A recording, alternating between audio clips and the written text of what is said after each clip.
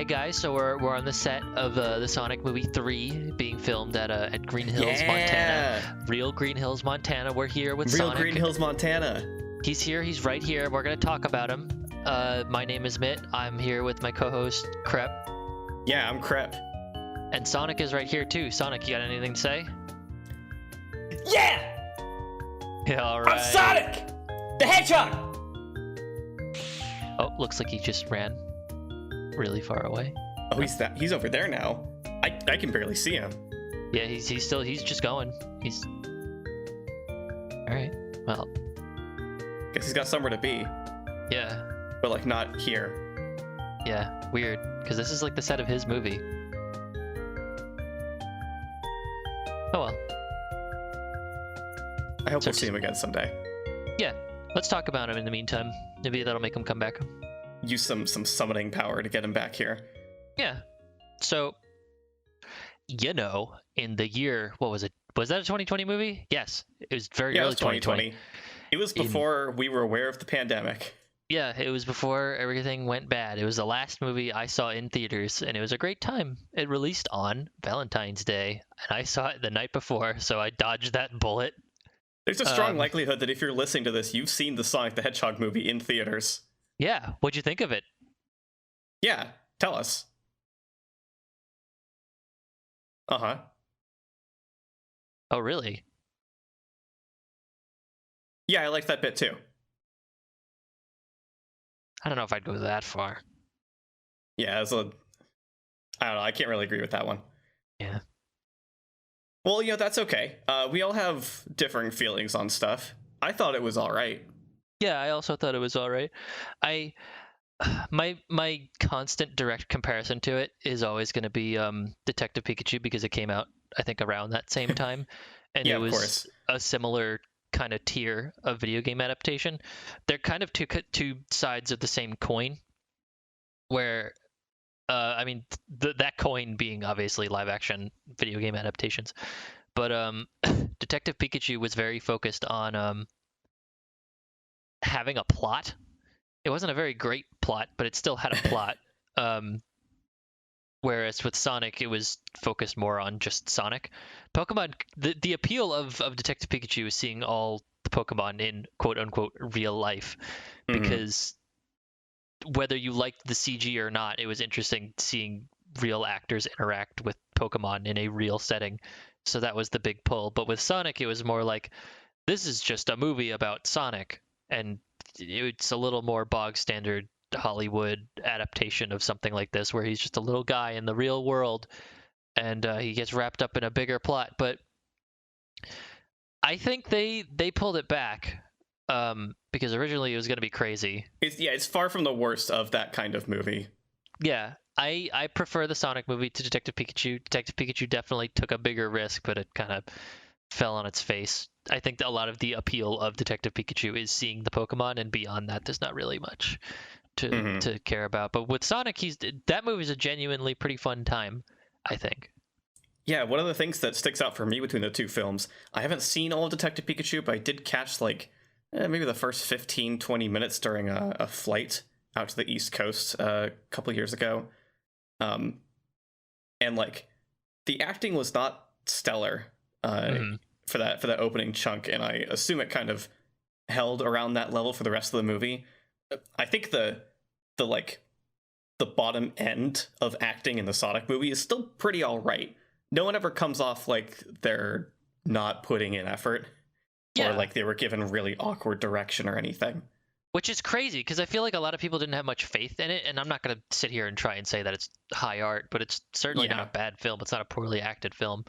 Again, it falls into that cartoon adaptation, I guess now game adaptation, also Hollywood this thing of cartoon characters in the real world, scare quotes, and they're CG animated and they're interacting with real people, and it's this sort of thing of, I have my cartoon character problem and I need people who are around me to help me fix it.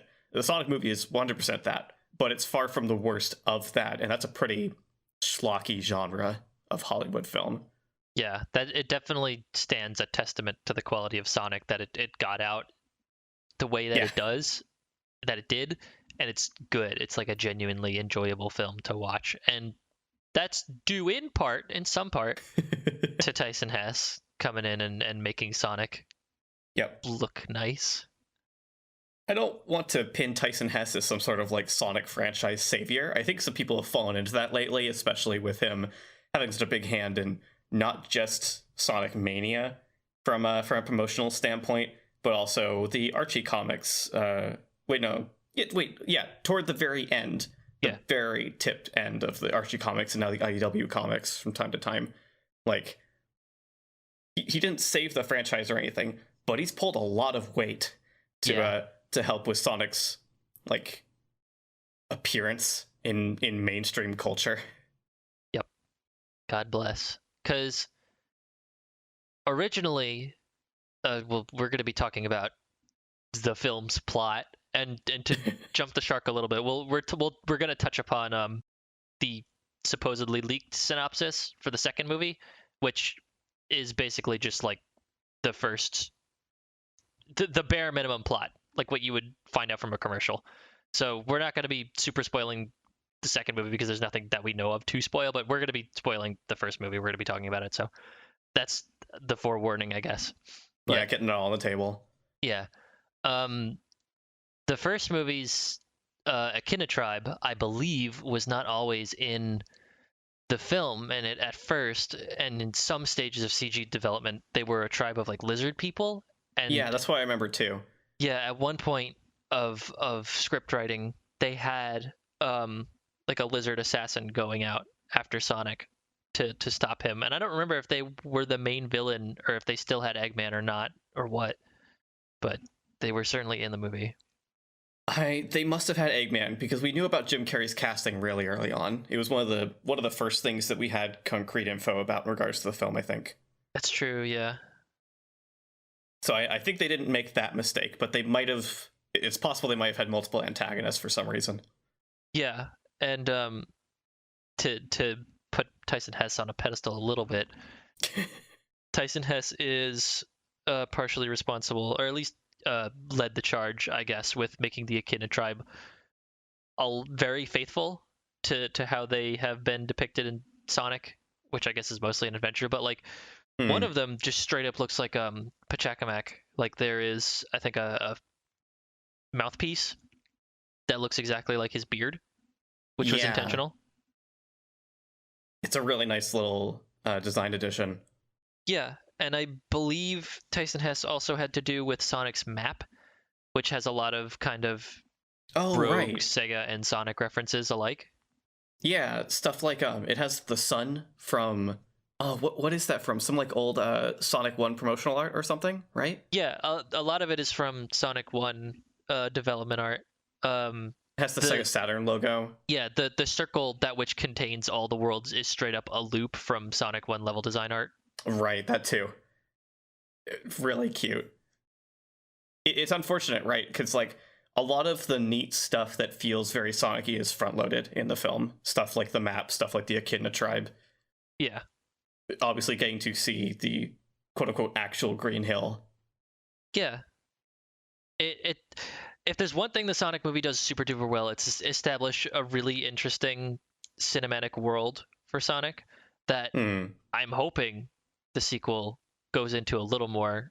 I'm not going to hold out too much hope, but it definitely brings things together from all eras in a way that feels really natural and nice that I think the main series doesn't really touch upon anymore. Yeah, that's something adding the Echidna tribe at all really contributes to. It makes it feel like a melding of different ideas that have come up in Sonic over the years, but either haven't been touched on again, despite like having importance to the world, or were never connected to other aspects of the world and storytelling and plot. Yeah, for sure. I think the unifying aspect of the Sonic movies universe definitely makes you look at things that exist in mainline Sonic a little differently, because I know I've never really looked at stuff like the Echidna tribe and thought, oh, that's something that could work in classic, because we've been led to understand that these are two very different eras that really don't overlap. Like, there is a hard line between what can happen in classic and what can happen in modern, but the Echidna tribe is a very universal idea. It makes sense in both respects. There's nothing necessarily classic or modern about it, but except, I guess, like, modern Sonic doesn't really aim to expand the world, or no, not modern Sonic. Classic Sonic doesn't really aim to expand the world in that way that that Sonic did in Adventure. Yeah. And I guess that's why. I think part of this has to do with how I feel about other characters hypothetically appearing in a Sonic movie sequel. But we don't have to get into that just yet. Just like the world that the Sonic movie sets up is definitely a refreshing change of pace. It feels like everything from every era can happen believably and feel cohesive, and that's great. That's something that we really haven't had in Sonic before. I don't think ever. Yeah, that's true. Maybe the closest that's come to that has been like Sonic X, really. And Sonic X heavily leans on the trappings of this exact era in the franchise, very Sonic Adventure 2 and onwards in visuals and the way that characters are depicted, both visually and in writing. That's probably the closest other thing. A big comparison point for me is that I definitely think you can put the Echidna tribe in classic Sonic really easily, just because Sonic Adventure 1 is just going off the groundwork that Sonic 3 and Knuckles laid down to begin with Knuckles. Mm-hmm. So the fact that it's the like first quote-unquote modern game doesn't take away from the fact that it's still a pretty direct successor to those early Sonic games, and it holds that close to its chest. Whereas, like, it'd be really strange to see Gun and the military in general and effectively United States adopted politics and politicians present in classic Sonic storytelling. It's not like there couldn't be any room for, I guess, like, political presence like that, but that sort of angle on it would feel strange. It doesn't feel like that Sonic would engage with it, given the kinds of locales that he hangs around in those games. Yeah, I feel like classic Sonic is a lot more fantastical in that way, in that it feels like the most they can really go with, I guess, beyond the established nature settings of the games, is like what the OVA does. Oh, yeah. It still removes itself from humanity in a way that feels Sonic-like, but they're still, like, quote-unquote people that are basically just like Alex Kidd people. Yeah. But I never really thought about it, huh? The president... Wait, is that guy the president in the OVA? Yeah, he's the president. Okay, yeah. The president in the OVA does look a lot just like an Alex Kidd type person. Yeah, which is what makes Sarah feel a little out of nowhere, but I'm sure that's not anything besides, just design. Yeah. Does make the owl in the OVA a little interesting in retrospect. But I think what the movie does that's so interesting is that it establishes an environment that's very modern while still achieving a tone that feels very classic. It feels like they take very simple stories and expand upon them, and can expand upon them in a way that feels smart and just will naturally play into itself, and everything comes together in like a nice little bow. Like, yeah, just the way that everything was established in the first Sonic movie, there's so much that we can glean off of that and tie it into existing game knowledge and have it all tie back together in ways that make sense. Yeah, here's a big one I was just thinking about, just based on the stuff I was spouting a second ago, which is stuff about Gun, because in the movie, Dr. Robotnik works directly with the US military, and yeah, all of the robots that fly around are of his creation, but they bear a bit of resemblance to the kind of clean, sterile, homogenized designs of gun mechs in SA2 and the like. And it feels like a sort of tying of those two concepts together in a way that makes perfect sense for the the setting and story of the movie specifically. Yeah. It just works. Yeah, and I guess we'll start going into stuff about things that have leaked around the second movie now. Yeah, because they've shown some gun stuff, right? Yeah, we're starting to edge into the territory that I think, talking about what we've seen that I guess has leaked from set photos and stuff of the second Sonic movie. It plays into what we're talking about now with everything coming all together. Because yeah, there is gun stuff in the second movie we know now, which is interesting, and that makes me think, like, if gun tech is just like repurposed Eggman tech, then maybe now that he's, off on his own and he's kind of crazy, now we'll start to see like the real badniks that are really crazy looking, and I think that'd be interesting. Oh, that'd be great. I really desperately want to see a Caterkiller in Sonic the movie too. Yeah, I really want to see what they do with it, because the Eggman robot design is very sleek, but I wish I knew the name of the artist offhand.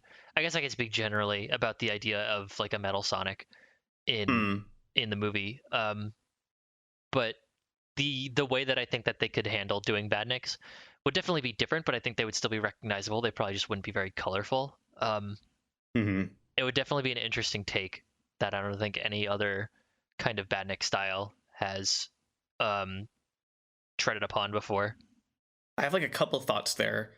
Considering that at the end of the first movie, Eggman got trapped in this alternate world, which we still don't even know for sure if the implication is that it's part of Sonic's world or if it's somewhere completely separate. Yeah. I think some of the people who've worked on the movie have gone on record saying it's not Mushroom Hill specifically, but that might have been Tyson Hess saying that. I can't remember.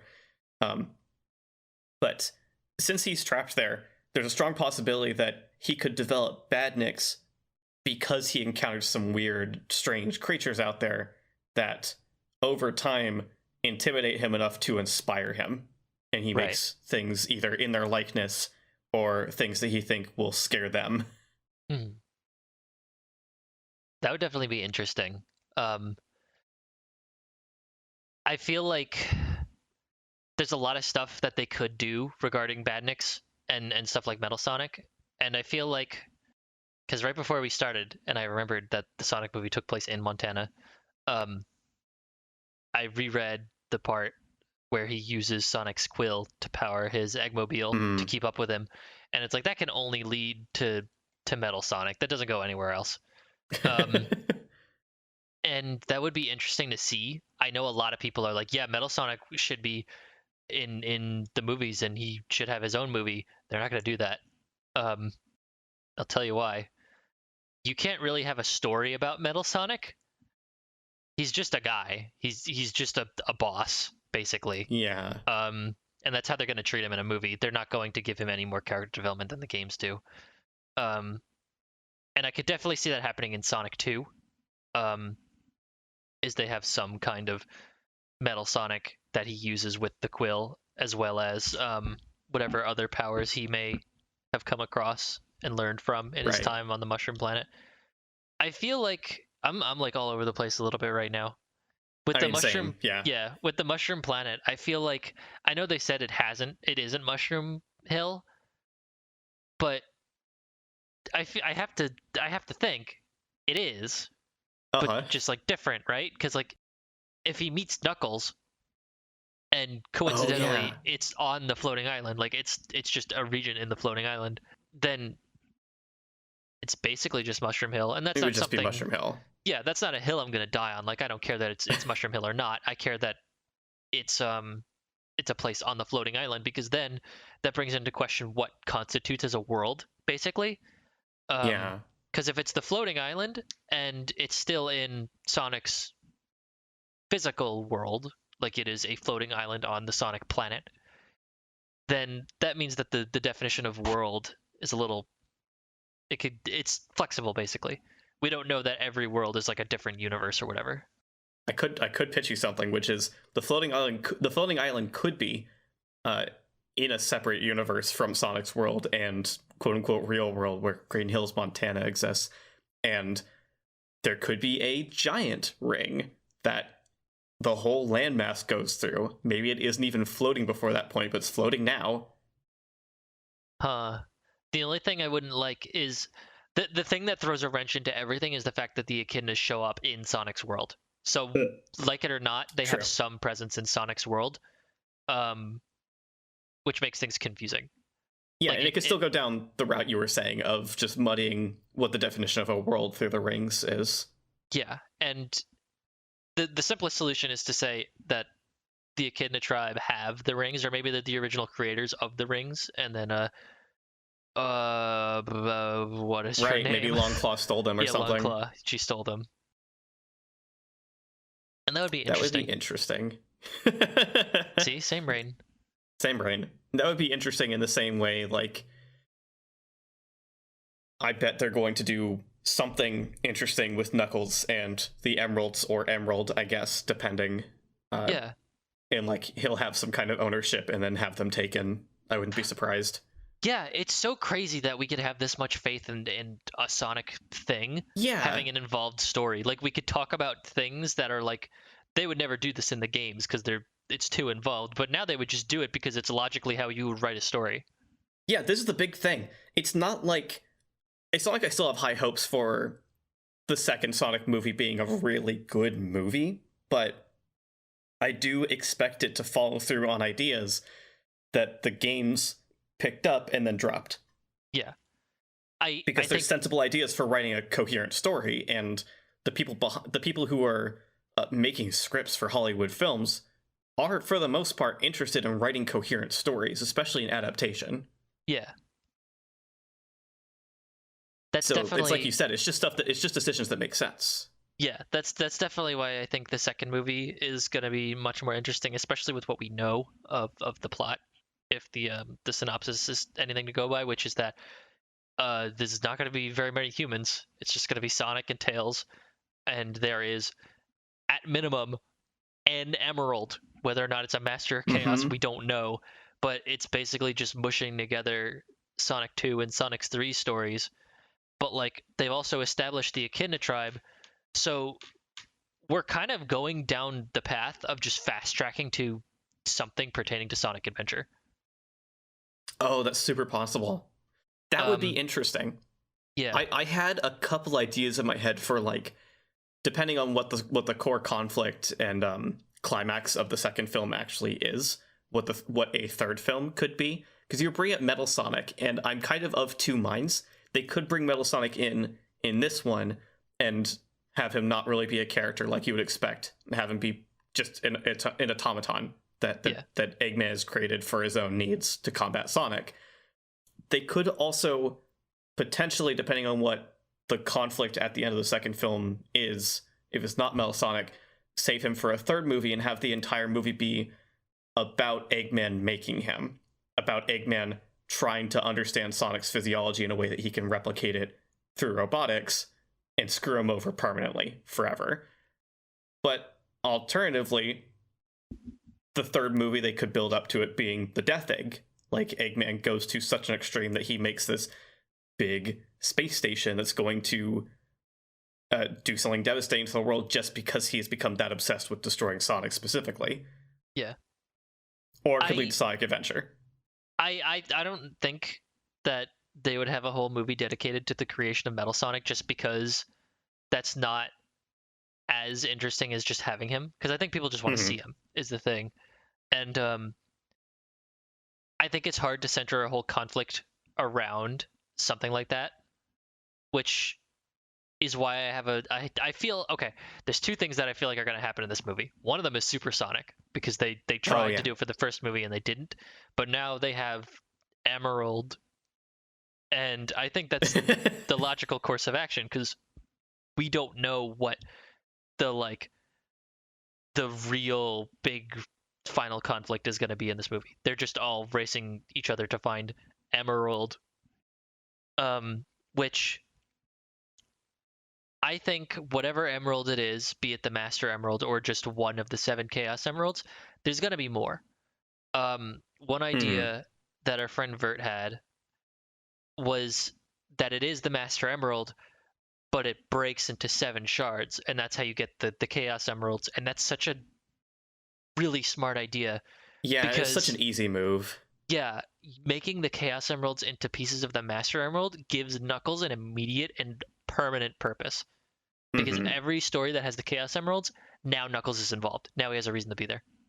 And that's all you need to keep him around. And like they want to keep him around so bad in the games, they're not going to do that, but like that's all you got to do. And I think the movie is, if that's what they go with, that's going to really work out for them in the long run. Just, can I break off this for just a second? Yeah. It's ideas like this that bring me back around to understanding why there are people in the Sonic fandom who still want a soft reboot of Sonic just as a whole. Uh-huh. Because that's what these movies are. And if they could explore ideas like this that explain why Knuckles would be a permanent addition to the cast despite his existing position as guardian of a thing, like the game, like you said, the games won't do that anymore because they're not interested in retcons for the most part. They're not interested in retcons that make sense or are helpful, and they're not interested in like redefining what their characters are at this point. Like they've settled into a really easy groove for each character that boils them down to really simplistic elements, and that's why a lot of people want some sort of like starting from scratch or going back to basics to give the characters something to be again, something that matters. And yeah, ideas like that of splitting the Master Emerald up into the Chaos Emeralds and then having that be relevant to Knuckles forever just work. Yeah. And I think doing that too also opens up an opportunity for character growth, because we mentioned a couple episodes ago when we talked about Knuckles having a character arc, that at one point he could just let go of being the guardian of the Master Emerald, and that has its own ramifications. But with this, you kind of get the opposite effect where he could still do that, but now he has Sonic and Tails and any other friends who would help him do that, because making them the same thing gives them the same goal.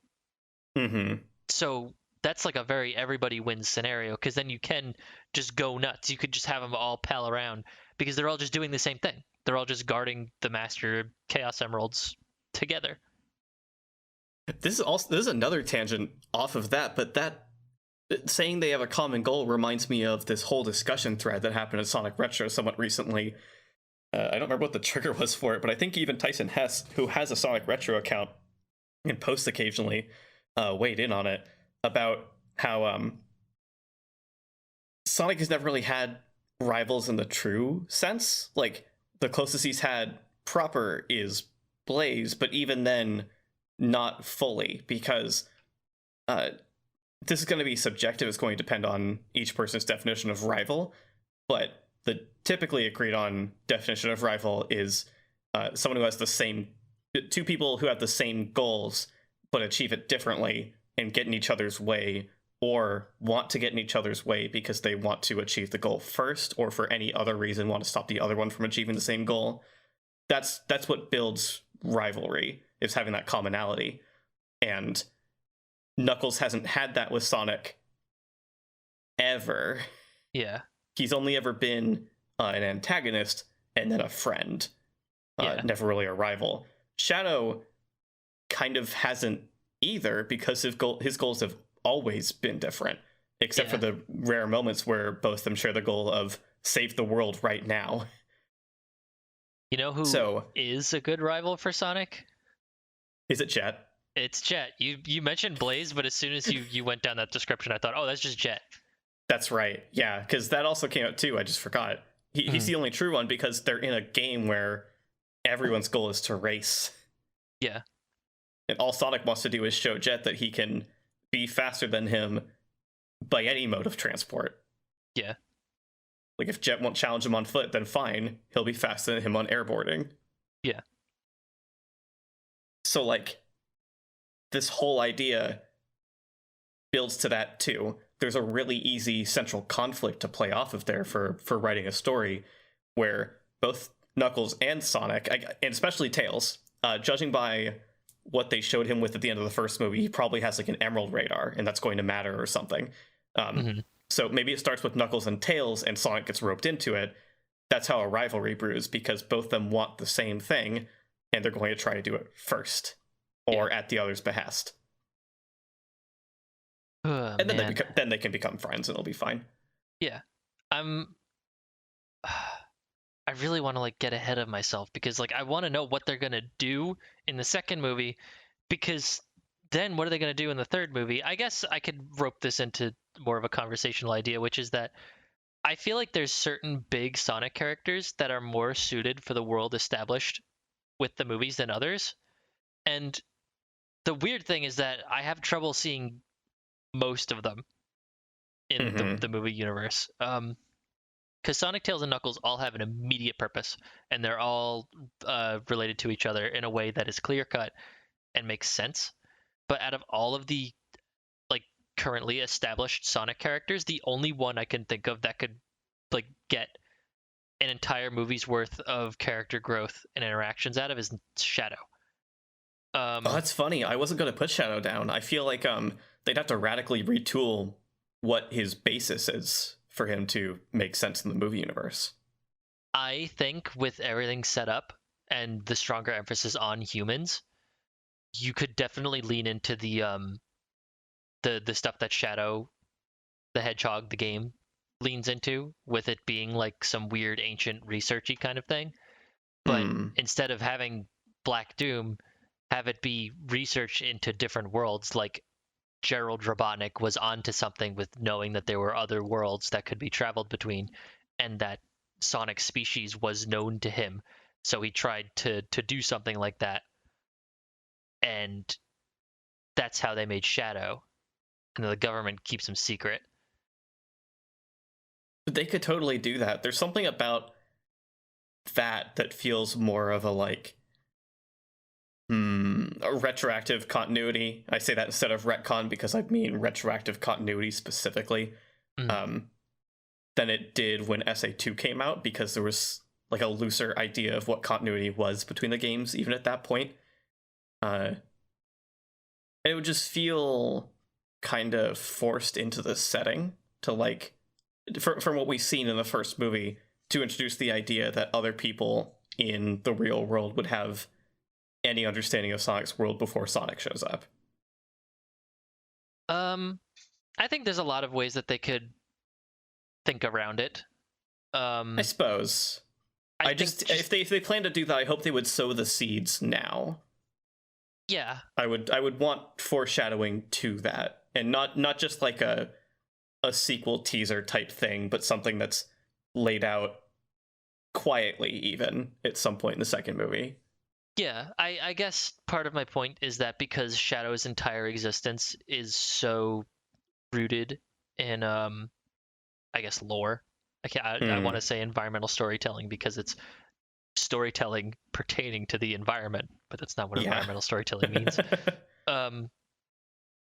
And I think because of that, Shadow makes for an easy candidate to fit into this kind of setting. But like, I really can't see much of anyone else. Like, I can't imagine Amy. I can't imagine Rouge. I can't imagine a lot of the other incidental characters because they feel too removed in their goals. Rouge straight up doesn't make sense. Are you sure? I have something for Rouge that I think makes a little sense in my head. They have to pull a Sonic X, which I don't think they would do, and I don't think I want them to do it. Remind me what specifically you mean for Sonic X. Sonic X merges the worlds together, basically. Okay. Which they would do that by having the Sonic world's inhabitants just come and inhabit Earth. So it would become a normal thing for Rouge to come and be a government spy. Yeah, that's not what I would want. What I could see happening, and they'd have to really build some character motive here, but I could see them establishing Rouge as a character who has some existing reason to either want to come to the same world as Sonic or pursue Sonic in some way, and make her way over and build relations with the government specifically as an anti-Sonic measure, in the same way that the government was willing to reach out to weird scientist who has dangerous ideas, Dr. Robotnik. That would certainly be interesting. I feel like you could have Rouge and still have her come in search of the Chaos Emeralds and have that be just a little more well thought out, I guess. Yeah. Rather than it just being because they're gems. And then the government could get the idea of, oh, well, we want our hands on those, obviously, because they're so powerful. So you seem to know about them, so why don't we get you on board? Exactly. And I think it's the only way she could work, is something along those lines. But she seems more feasible to me than for sure Amy or Big or Cream, which are just, at that point you're getting into more extraneous characters relative to like the core plot of Sonic at that point. Yeah. One other character I could see, but I don't see them getting any sort of like growth or arc that isn't like new or extendable for a whole movie, would be Gamma. Yes, I agree, and I understand why you would think that. Yeah. Gamma or Omega, either one. Yeah, true. Actually, Omega would slot, depending on what they wanted for the plot, Omega could be easier to slot in a sense. Someone making a creation and then it rebelling on them really directly and aggressively is a strong trope of American fiction at this point. Not saying it's exclusive to American fiction. I mean, it's still well trodden within American-made fiction. Yeah. So Omega would be like a little easier for audiences to digest, I guess, for a Hollywood movie without needing much setup compared to like Gamma, who has much more of an emotional arc with a lot of weight to it. Yeah, for sure. A lot of quiet storytelling. And if they did bring Gamma in for any reason, I want his story to be told just as quietly. Yeah, I think that like all roads just point to Sonic Adventure. I agree. It's inescapable. The messed up thing is if they wanted to do a like quote unquote proper Sonic Adventure adaptation with Big and with Amy, the whole 6-character cast, that would be strange. But if they pared it down to just Sonic, Tails, Knuckles, and Gamma as an additional antagonistic force who turns and has his own new understanding of the world, that would be pretty doable, complete with Chaos being an added antagonistic figure who becomes too much for Dr. Robotnik to control. Yeah. God. It'd be really easy to adapt that to a story. I have an idea that you're not gonna like. Okay. You can have Gamma's role be filled in with Shadow. That's not the worst. That's not the worst, but I definitely feel like Gamma's role is best played by any sort of character who doesn't visually emote. Yeah.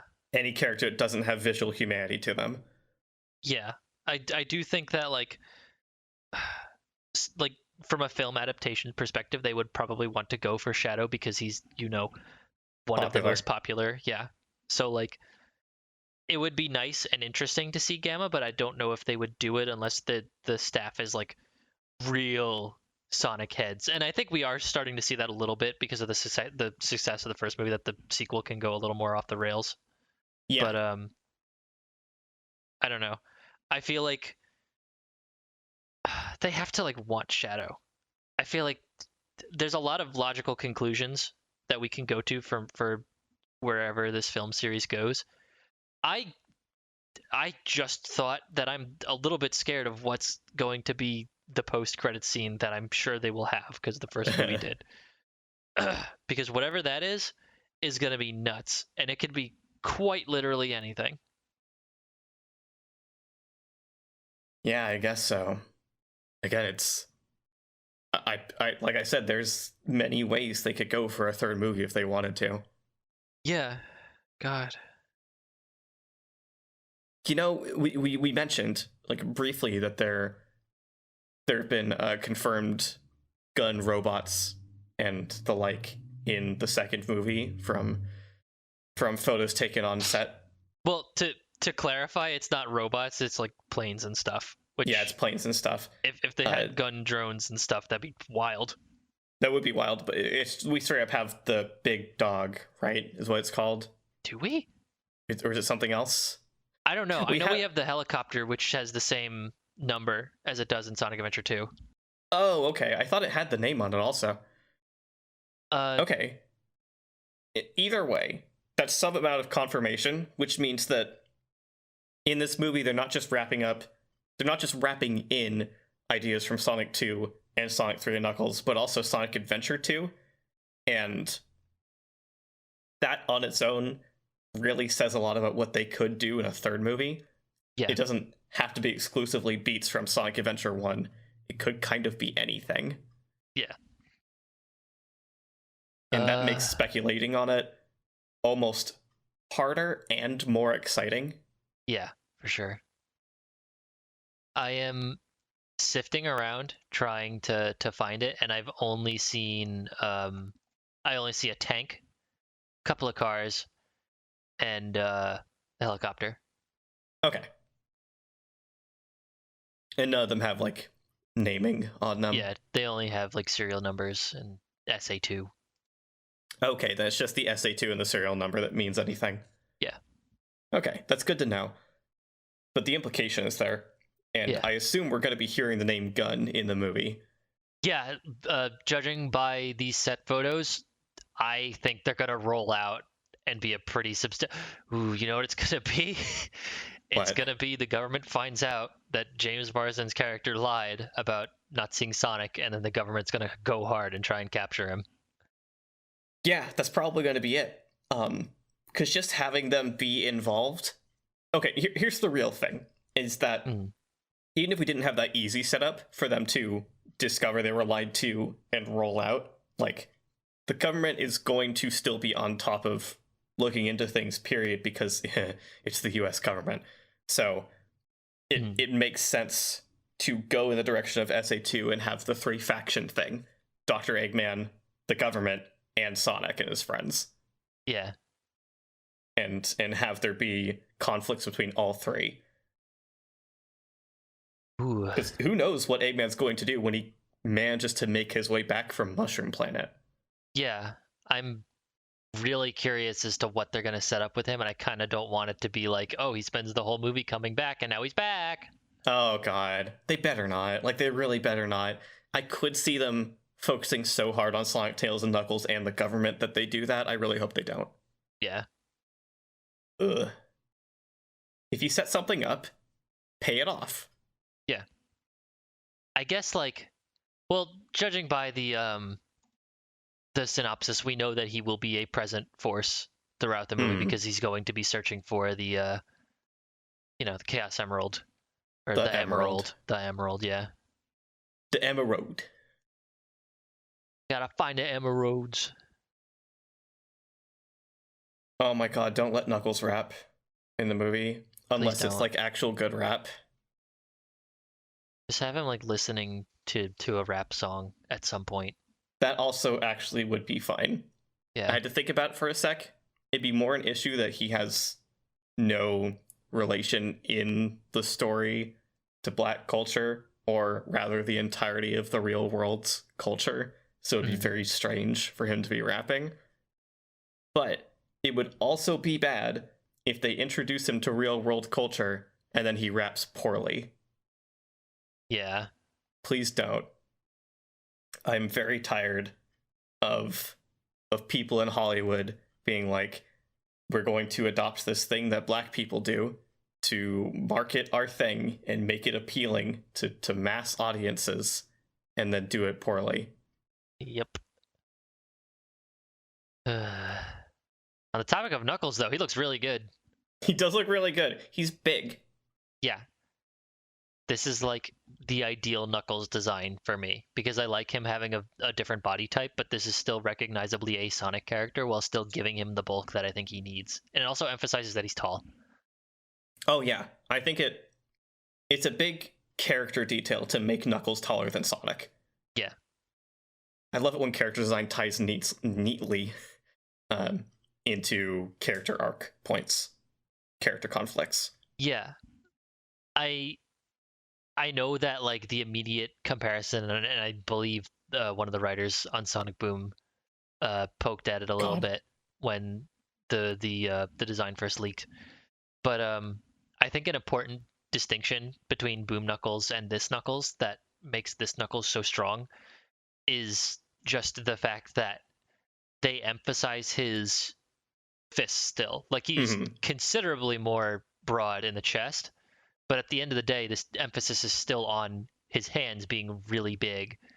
And I think he just straight up has the right gloves too, which is impressive. But in Boom, they didn't give him the big hands, or at least so much, they weren't that much of an emphasis.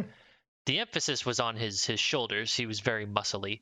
But with this, it's like you could still tell that he's a little toned because he's built in the arms, but the emphasis is still in his hands. Yeah. And that's what makes it work. I think another important thing is that all of his limbs are thicker, not just his arms. Yeah. That was a big sticking point for a lot of people with Boom Knuckles, and they made a ton of missing leg day jokes. The fact that he was very, very top heavy and his legs were sticks. Yeah. Funny, because there's another character named Sticks, and it's not him. I think the idea with Knuckles is that his hands are supposed to be like wrecking balls. Maybe not like this is literally the idea, but that is the justification between the weight behind his punches, is that his hands are really big and he swings them around like wrecking balls. Yeah, exactly. So, making him more conventionally strong looking, it makes it feel less like Knuckles. They feel less destructive than they should be.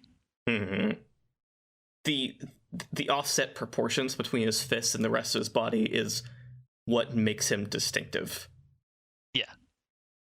You don't get a character who looks cartoonishly punchy without doing something like that. You make a character who looks realistically strong not doing that, but that's antithetical to what Knuckles actually is. Yeah, for sure. I think it's kind of like all we've seen of the second movie so far too, is just like little shots of what Knuckles looks like using their production model, and like they do have stand-ins for Sonic and Tails also, but they don't look super on model to their actual movie models, which makes me wonder what Knuckles is going to look like fully in the film. Yeah, it's mostly Tails that looks off. Sonic's pretty accurate, but I think it's just Tails that doesn't look as correct. So I do feel like with the way that Knuckles is defined here, that's pretty much how he's going to look. It's a really good sign. Most of the things that were, or rather, the only thing it really looked off with Sonic was like the paint job on their stand-in for the set. Knuckles is probably going to be pretty accurate. The thing that I'm looking out for is how they're going to texture / define his locks. Yeah, definitely. It doesn't seem like they're going to go down the road of trying to make them actually look like locks, like the hair, which is good. But I still wonder what they're going to make them look like.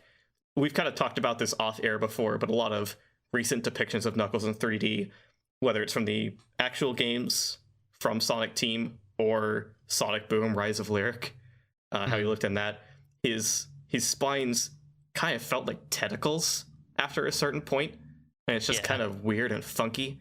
They're often very like loose and floppy, which, again, very much like a modern Sonic problem. I can think of back to when Sonic 06 came out, and everyone pointed out how Sonic's quills fluttered in the wind and would bend so strongly depending on the direction of the wind relative to where he's facing.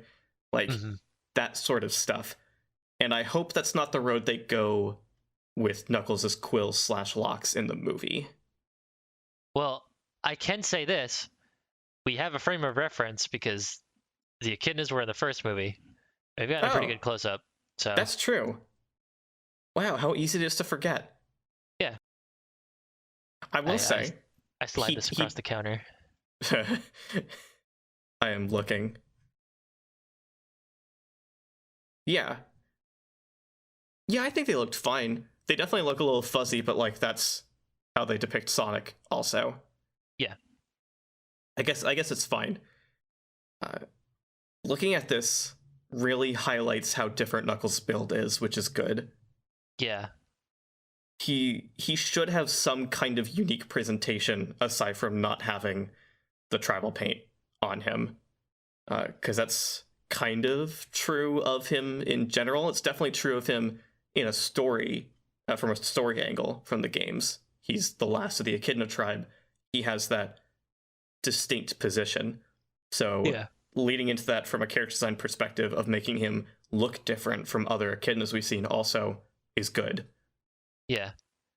I I'm kind of interested in seeing if they give him a little bit, though, just because I think that would spruce up his design in a way that I think would be fitting and look good. Yeah.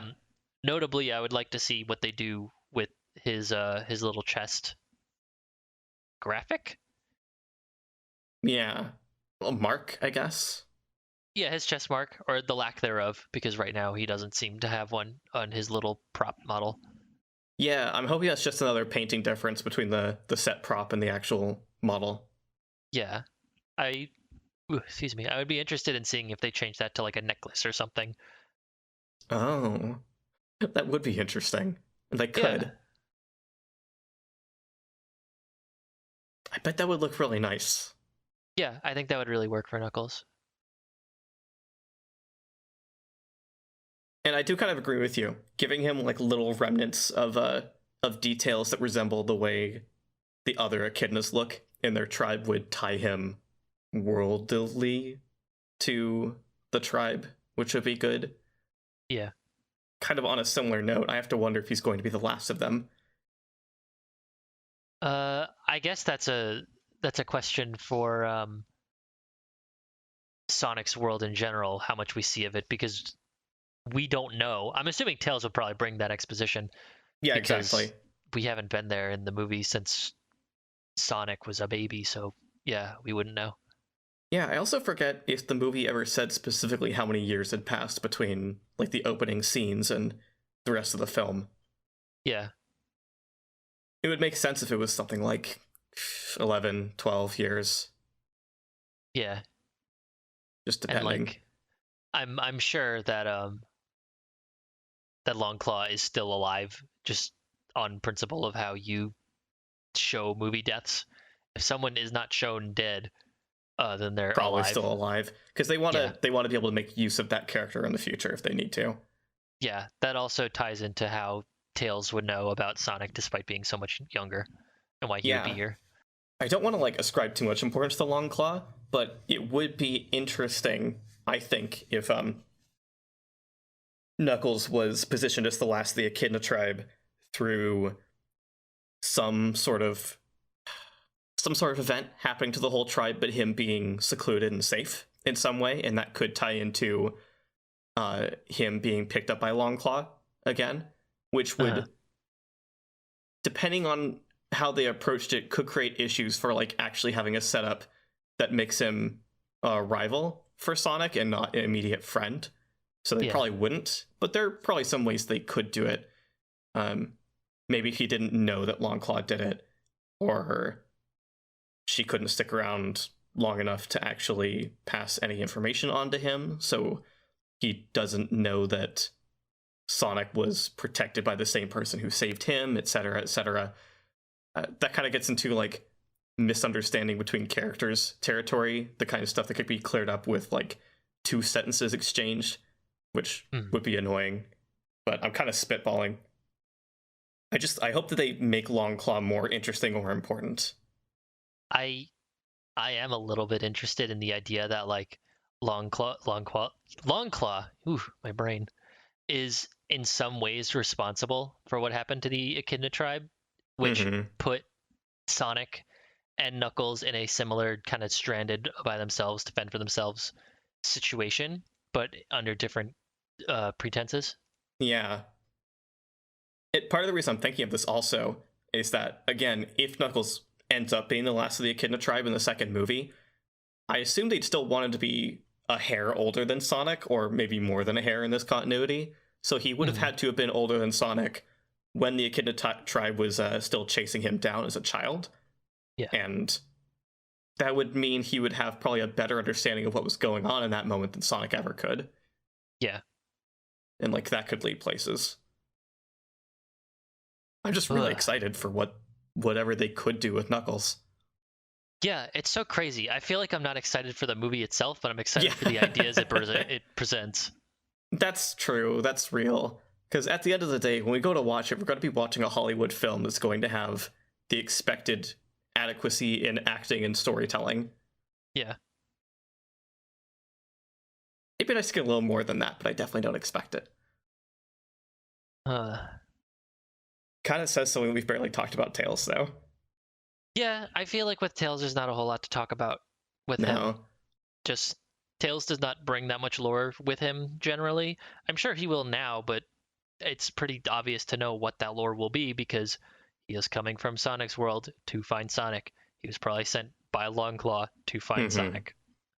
Yeah, the only real questions which the movie is going to address guaranteed are how much he knows about Sonic, how long he's known about Sonic, if he is trying to take Sonic with him, if he's trying to bring something to Sonic, what the specifics are, and what actually informs Tails' character. Yeah. And that's kind of why it's not interesting to speculate about him, because I don't know, I was about to say they could do anything, and that's basically the same thing I said about Knuckles, but it's just not the same they could do anything with him. Yeah, exactly. They've got like a semi-blank slate for what sort of personality to ascribe to Tails, what sort of motives to ascribe to him. But he's gonna be Sonic's best bud, no matter what. Yeah. They're not gonna not do that. So it's not as interesting to think about. It is definitely a little frustrating that if we go off of what we know about Tails from the post-credit scene, it seems that he's a little headstrong and self-confident in a way that exudes a level of maturity that I do not care for with Tails. Because like if they're gonna present Tails as being like he's the stickler, and he's got to learn how to have fun, and that's how he and Sonic bond, is that Sonic now finally knows someone from his world in this world where he lives and grew up in. So now he's going to share that experience with Tails. That's not the kind of relationship I like Sonic and Tails having, I guess. Just because it denies Tails of, I guess, his childhood, to put it in a weird way, I guess. Right. We've talked before plenty about how we're way more interested in Tails as a little brother figure than anything else, instead of a leader or the brains of the group, any sort of thing like that that positions him as having a strong directional role for a duo or a group. Anything that makes him not silly and sweet, primarily. Yeah. I feel like ideally, even with what we've seen of Tails at the end of the first film, what we would get in the second film is a lot of like Tails being a really earnest and simple friend for Sonic, and Sonic coming to understand how to be a friend to someone like that more than anything else. Because they can both be childish, but Sonic can be like immature specifically, where Tails doesn't have to be. Tails can just be kind and open and trying, and Sonic could just have a hard time being vulnerable despite like being an open book. Yeah. I think that's a really approachable way they could do things.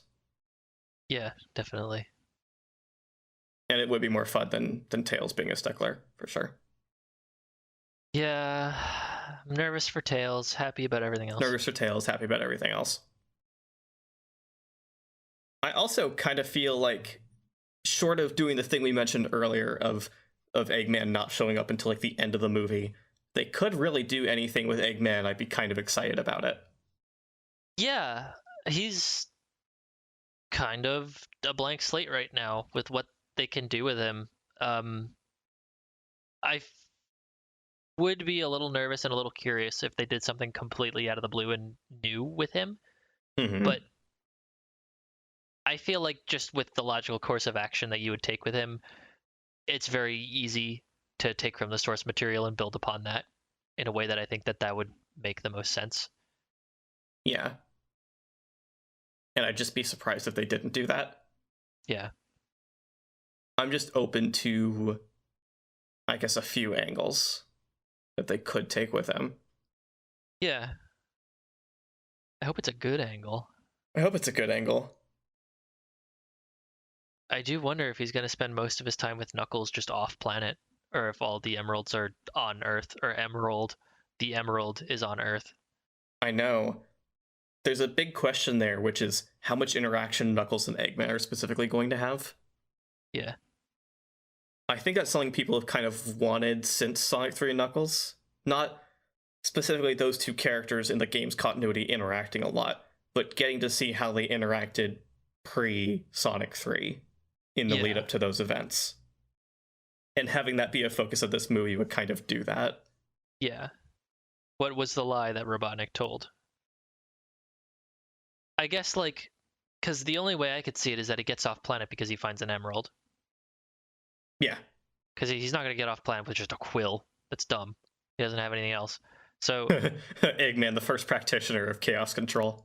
Yeah. God.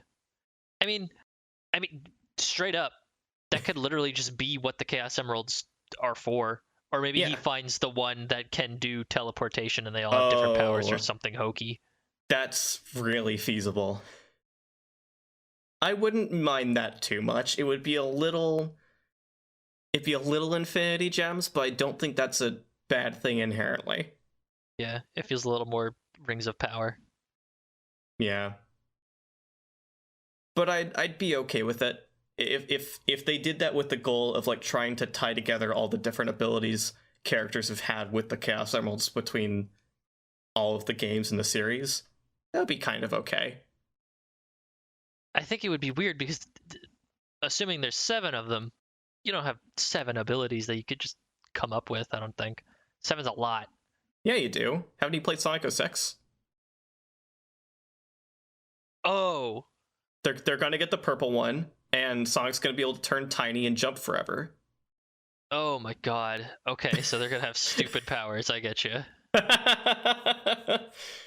I hope they don't do that specifically. I don't see why they would. They haven't made any callbacks to Sonic 06 yet, and considering it was the Sonic movie, I think that's a good sign. Yeah.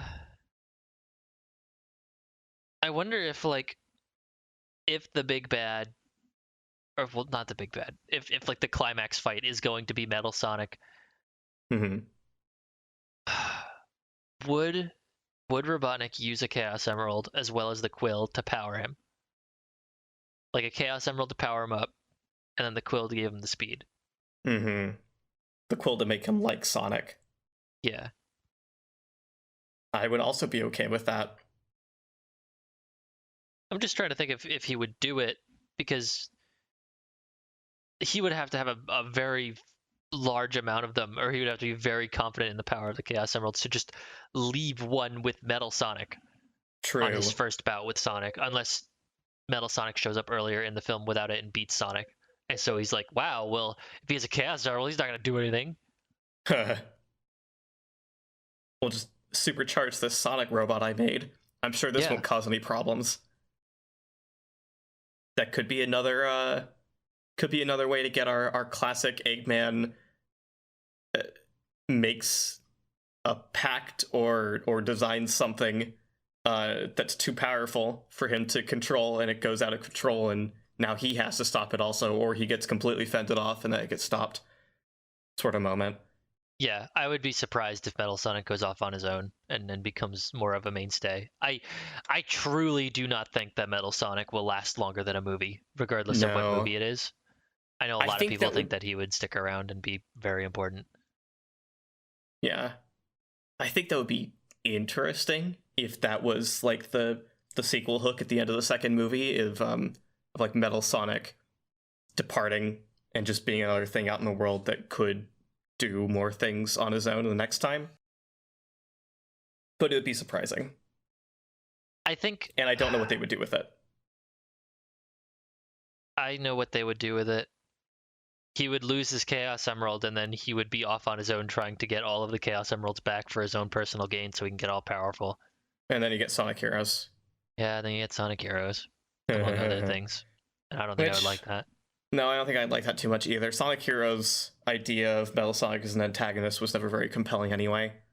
Yeah. That's a subject for another time. Yeah. I mean, maybe they could just keep him loyal to Robotnik. He just doesn't stay down. And then at whatever part of the second movie or the third movie, he has like a Chaos Emerald or something else that's like a big deal, and he brings it to Robotnik, and that kicks off the rest of the plot. Mm-hmm. Just thinking about Metal Sonic a lot is making me think of how they would make Amy work at all, and I still can't think of it. I still don't really think there's any interesting or worthwhile basis for introducing Amy in this continuity. You know how you make it work? How? Make her a human. You said earlier that I wouldn't like your idea of Shadow in the role of Gamma plot-wise. I like this less. Yeah, this is definitely worse, but it's definitely the only way that I could see it happening. Just with the world that's been set up.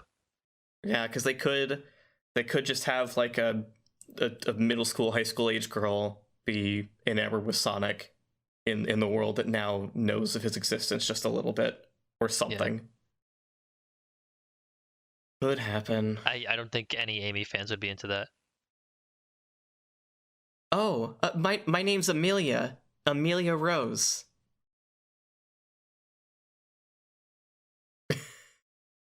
They could.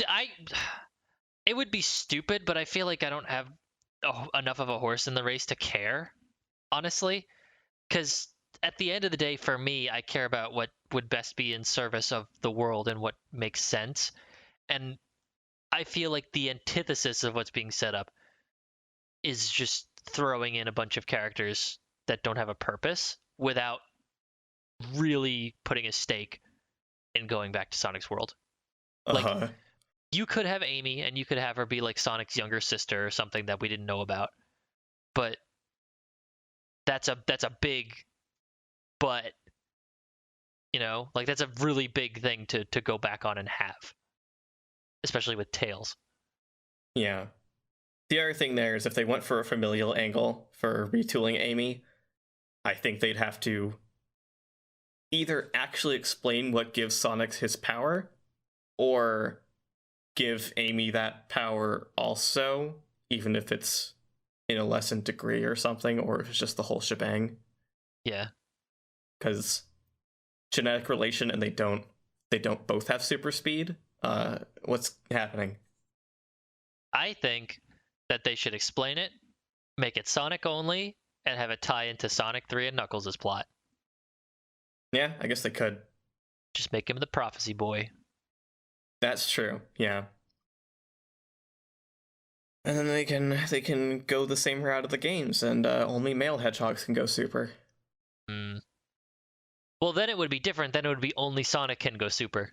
Yeah, so it would be which would be different kind of and like more okay. Because the thing is, they wouldn't have other hedgehogs, I guess, where they shouldn't, unless they have Shadow. Yeah.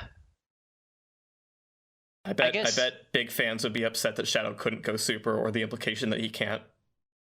But you know what it would be? It would be every I guess character from Sonic's world has some kind of power, because Tails has a power. Because in the post-credit scene when he flies off, we see the little streak. Which I don't like. Yeah, it's a whole nother can of worms. Yeah. Because it's another thing we don't have details on, but there's the implication that it's like a special power instead of being like a physical trait. Yeah, I hate Sonic's speed being a power. I hate it so much. This has been coming up a lot because of the movie, but also because I think a lot of people are misinterpreting them trying to put it into the mainline stuff more for a myriad of reasons. But there was like a Sonic Mobile crossover that got announced fairly recently at the time of recording that in parts of it Sonic has little electric bits coming off of him, which is, I guess, reminiscent of the movie. But another one is a frame of the IDW comic that people see and cite as, oh, look, he has his electricity powers in the comic. No, he just got electrocuted. Oh, wow. Yeah. And I don't like Sonic's speed being a power. I just like him being a kind of fast guy. He doesn't even have to be the fastest thing on the planet. He just has to be kind of good at running. And that's enough for me. And like, part of his association with wind, he doesn't have wind powers. He just runs fast enough and then wind happens. Yeah, he cuts the air. Yeah, like wind is the element associated with Sonic. It is not the thing that powers his abilities. Yeah, it's thematic primarily. Mm-hmm. he goes where the wind takes him, i.e., where he wants to go. Yeah. The other thing there is that, like, it's, aside from giving the government some specific motivation to be concerned about Sonic, the electricity stuff was clearly the team behind the film trying to translate the idea of a sonic boom into his character. And Yeah. I think they just could have instead literally just have him break the sound barrier, and have that impact something, because that's breaking the sound barrier. If they wanted to be a fast little guy that gets people's attention, like causing a ruckus accidentally, it could just be that. I think that I have a lot of big ideas swirling in my head about this right now. It should be a chaos power. There should be something Chaos Emerald related that is giving him this power. It should not be him. There should be something that fuels him with it for some reason. Whether it be he literally is carrying like a little piece of a Chaos Emerald or something. Mm-hmm. And the way he should get around is sometimes, like, he gets so emotionally charged that he taps into this power and he could use it to like warp or something. He still runs fast, but the power kind of collapses in and on itself, which is what causes the sonic booms. But he himself is not causing them, and he could deplete that energy. So he could just be like a guy who runs good. Yeah, I think that's fine, because he doesn't need to have some sort of artificial boost to his speed that is like a power. He can just be very fast at moving. Yeah, because I think that, like, the comparison is the Flash. Sonic isn't the Flash. Mm-hmm. And that's the big difference, is that at the end of the day, Sonic will never run so fast that, like, something will explode around him, or like lightning will strike or something. There's not supposed to be like a big crazy light show when Sonic runs. He just runs. He just goes. So I feel like taking that away from him is really taking away an important aspect of his character. And, like, defining other characters' quirks as being powers also feels a little bit lame and deconstructive. Yeah, like I am worried about how they're going to explain Tails' flight, like, because I think what they're going to do is explain it, Yeah. in the sense that they're going to try to justify how his tails can do that physically, when everyone points out they would twist up or cross because they cross over each other and it wouldn't actually work. No one cares. It's fine. He's got a rotary butt. It doesn't matter. Yeah. But the movie is going to try to explain it. So, I mean, I think that the most that they would explain it is they say, oh yeah, his tails can go fast enough to give him lift because he has speed power, and that's how he keeps up with Sonic, and that would be it. Oh, that's gonna be kind of boring if they do that. It's boring, but it's inoffensive. That's true. It is very mildly offensive, only in that it's further reinforcing the whole speed power thing. Yeah, exactly. Because then what of Knuckles? Is he going to have it? Right. Is he just going to be so quick at punching? Does every punch he make an electrical shockwave? I guess because of the complete lack of relation biologically between Sonic and Tails, maybe they will explain it as being something that is given rather than that something that is owned by birth, I guess. That's kind of a good point, yeah. Because, like, if it's just something that you get from hanging out with Longclaw, that would be interesting. Ooh, imagine that. Oh yeah, what does that say about Longclaw? Yeah, she's what's his name? Knuckles' dad. Oh. Oh no. No, don't make Longclaw microwave the baby. For readers at home, if we're talking about Locke, Knuckles' dad in the Archie comics, who put Knuckles in a machine shortly after he was born that, like, infused him with chaos energy, and people make jokes about him that are to the effect of, something's wrong, better microwave the baby. Yep. It's great dad hours. True. I have to wonder how close this episode will be going up to Father's Day. Who knows? I don't know.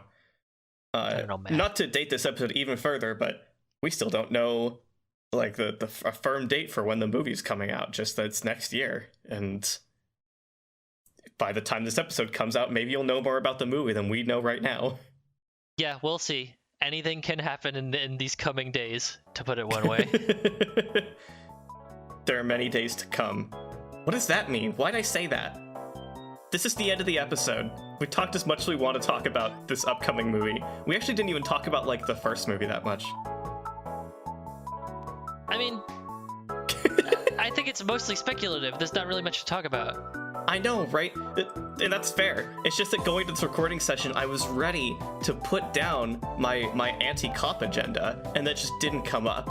Because we talked around it. We talked about the things that we like to talk about instead of the things that we don't like to think about. That was good. That was good of us, yeah. Yeah, it was a healthy episode. I don't know. There was stuff to talk about with the first movie, but I guess we just got so fixated with speculative and just the greater world of the movie rather than what the first movie story presents. Because, like, I don't think the second movie is going to follow up on much of it. We already know that the humans aren't going to be there, so, like, who cares? Right. Again, that's such a good thing. We're not here for them. No. My name's Mitt. You can find me on Twitter at MitsubiMario. I'm Crepe. You can find me on Twitter at CrappyBlue. And you can listen to more of the podcast at any site of your preference, linked from our main site that links to all the sites you can listen to our podcast to your preference of any site. LTASonic.card.co. That's CARRD.co. 2 R's. If you like to hear us talk and you want to give us some money, you can go to patreon.com/LTASonic, or you could follow us on Twitter, twitter.com/LTASonic. That is not money related, but you can do it. Though Twitter is rolling out some money stuff, I think, at some point, if we ever really want to do that, which we don't. Sounds bad. Don't pay us for secret tweets. Yeah. We're not going to do that. You know what we are going to do? What are we going to do, Matt? We're going to see you in the next world. Not zone, they're worlds. They're worlds. Okay?